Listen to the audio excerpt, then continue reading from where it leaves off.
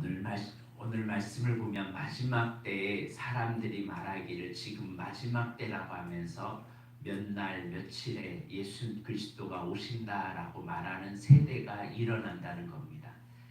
과거에 다미성교회가 몇 월 며칠에 예수님 재림하신다라고 해서 한번 사회적인 이슈가 된 적이 있습니다. 주님은 그렇게 몇 날 며칠로 사람이 알 수 있도록 오는 게 아니라 사인을 주면서 갑작스럽게 임한다는 사실을 여러분 잊지 마시길 바랍니다. 그러므로 마지막 시대에는 영적으로 깨어있는 사람은 하나님의 말씀에 예민하게 반응하게 됩니다. 남들은 무시하고 외면하는 영적 징조를 통해서 이 하나님에 깨어있는 사람들은 깨닫기 시작합니다. 그래서 성경 말씀이 진리라는 것을 알기 때문에 선포되는 말씀이 생명이라는 것을 깨닫기 때문에 이 말씀을 굉장히 유념하면서 살아갑니다. 그러나 그렇지 않는 사람은 이런 영적 민감함이 없이 살아간다는 사실입니다. 오늘 본문에 한 예를 하나 드는데 바로 노아의 때라고 말씀하고 있습니다. 여러분, 노아의 때가 노아가 방주를 지을 때 사람들은 말하기를 바보, 또 사람들은 미련하다라고 생각했습니다. 이 노아의 때는 이 지구상이 사계절의 때가 아니라 온난한 기후였습니다. 그래서 온 지구상이 온난한 기후가 있었기 때문에 뜨겁지도 덥지도 않고 비도 오지 않는 세대였습니다. 그런데 사람들이 그 배를 산꼭대기에 지으니까 사람들이 생각하기를 얼마나 미련하게 생각했겠습니까? 얼마나 바보처럼 생각했습니까? 그것도 다른 사람도 아니고 한 가족이 그 짓을 하고 있으니 다른 사람 지나가는 사람들을 얼마나 흉보고 난리를 쳤겠습니까? 그런데 그를 바라보는 수많은 사람들은 그 노아 당시에 수많은 사람들은 멸망할 것이라고 노아가 외치면서 그 방주를 지을 때 무시했지만 노아의 가족은 하나님의 말씀을 붙잡고 살았습니다. 그런데 노아의 가족은 끝까지 말씀으로 살려고 하는 것이 여러분 생각지 않지만 여러분 쉬운 것 같지만 사실은 정말 고통스러운 겁니다. 생각해 보세요. 1년도 아니고 2년도 아니고 120년 동안 배를 지으려고 하니 이게 보통 일이겠냐고요. 하나님의 때를 1년 기다리는 것도 힘든데 2년 기다리는 것도 힘든데 계속 배를 지어야 되는데 주변 사람들은 놀고 먹고 장가가고 시집가고 막 흥청망청 마음껏 죄짓고 살아가잖아요. 근데 나만 경건하게 살고 우리 가족만 경건하게 살면 사람들이 우리를 볼 때, 이 노아의 가족을 볼 때 어떤 취급을 받았겠습니까? 완전히 참 바보 같은 사람이 어디 있느냐라고 말합니다. 그러나 39절을 보겠습니다. 시작. 홍수가 나서 그들을 다 멸하기까지 깨닫지 못하였으니 인자의 임함도 이와 같으리라. 마지막 시대에 어떻다고요? 이런 일이 똑같이 일어난대요. 경건하게 살아가는 사람을 바보 천치라고 얘기하고 그렇게 살아가는 사람들을 미련하게 여기면서 한다는 겁니다. 그런데 하나님 앞에 서 있을 때 정말 준비되고 깨어있는 사람은 한 사람은 데려감을 같이 그 자리에 함께 있었는데 한 사람은 데려감을 당하고 한 사람은 그 자리에 있는 겁니다. 한 사람은 맷돌질을 하고 있는데 한 사람은 데려감을 당하고 한 사람은 버려불tum을 당할 때가 온다는 겁니다. 마지막 때. 그러므로 이 마지막 시대에 어떤 자세로 살아가야 할지 42절에 이렇게 말씀합니다. 한번 다 같이 보겠습니다. 시작.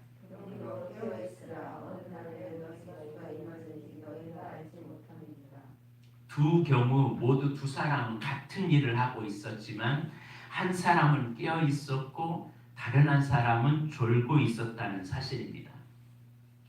깨어 있는 것은 구원 여부를 갈라놓은 결정적 요인이 될 수 있다는 겁니다. 졸고 있는 성도, 졸고 있는 교회에게 예수님은 깨어나라고 말씀하고 있습니다. 그러므로 우리 이 마지막 시대를 살아가는 우리는 데려감과 버려둠의 기준이 깨어 있음이라는 것을 알고 우리는 늘 긴장감 속에 살아가야 할 줄로 믿습니다. 그러므로 우리의 형식적인 신앙, 피상적인 신앙, 습관적인 신앙에 젖어 있는 것이 아닌지 우리 자신들을 늘 돌아보면서 교회 생활이요 나도 모르게 익숙해지면 우리도 모르게 졸아요. 여러분 수업 시간이 재미있으면 졸지 않지만 수업 시간이 익숙해지면 졸고 있는 것도 아주 기가 막히게 졸아요. 그죠? 무슨 말인지 알죠? 기가 막히게 존다는 것은 눈 뜨고도 졸고요. 기가 막히게 피하면서도 졸아요. 이게 익숙해지면 살아가고 있는 삶의 방식이에요. 그러나 깨어있는 자만 데려감을 당한다는 사실을 잊지 말고 우리는 잠자지 말고 깨어있는 믿음의 사람이 되시길 바랍니다. 그래서 예수님께서는 44절에 이러므로 너희도 준비하고 있으라 생각하지 않은 때에 인자가 오리라 라고 말씀하고 있습니다. 그러면서 한 예를 주님은 비유로 듭니다. 무슨 예이냐면 충성되고 지혜로운 종이 있는 반면에 어리석고 게으른 종이 있다는 사실입니다. 어떤 주인이 그 집의 종들에게 맡아 있는 것을 다 맡겨주면서 내가 올 때까지 이것들 잘 관리해라 라고 말합니다. 근데 충성된 주인은 충성되고 지혜로운 종은 주인이 올 때까지 정말 깨어 있으면서 자기에게 맡겨진 그의 소유를 잘 지킵니다. 그런데 어리석은 종은 주인이 언제 올지 모르니까 대충 내 생각에 주인이 이때쯤 오겠지라고 생각하면서 다음에 이것은 다음에도 되고 지금은 주인 없으니까 내 마음대로 살겠다고 마음껏 살아갑니다. 심지어 주인의 것 가지고 행세하면서 어떤 일을 하냐면 49절을 한번 보십시오. 시작. 동료들을 때리고 술친구들과 더불어 먹고 마시게 되면 완전히 방탕하러 살아가는 겁니다. 근데 주인이 이제 좀 오후 정도 오겠지, 다음 날에 오겠지 이렇게 생각하고 새벽 늦게 마셨는데 아침 내가 취하고 있는 그때 확 온 겁니다. 이 어리석은 종은 얼마나 당황했을까요? 한마디로 주인이 반드시 돌아올 것을 두 종 모두는 알고 있었어요. 그러나 그 때를 기다리는 마음가짐이 달랐습니다.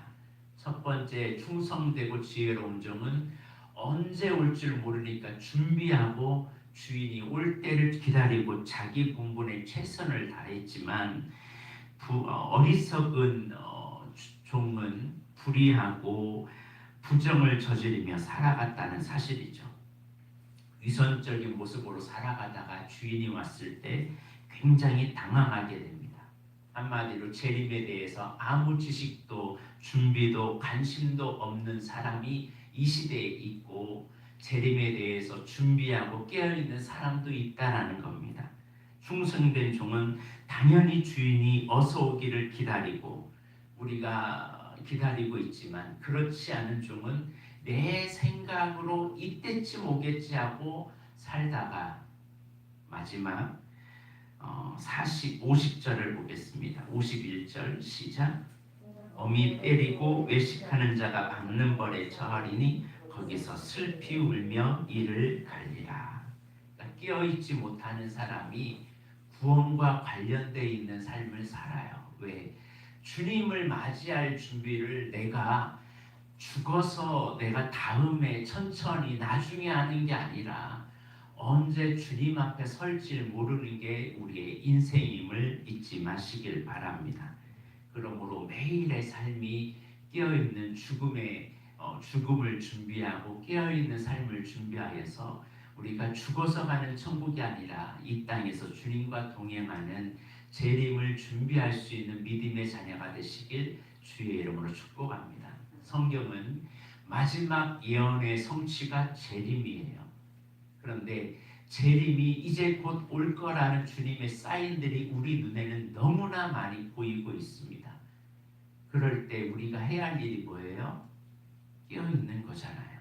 근데 이 이단들 때문에 이제는 재림에 대한 것들이 다 사라졌어요.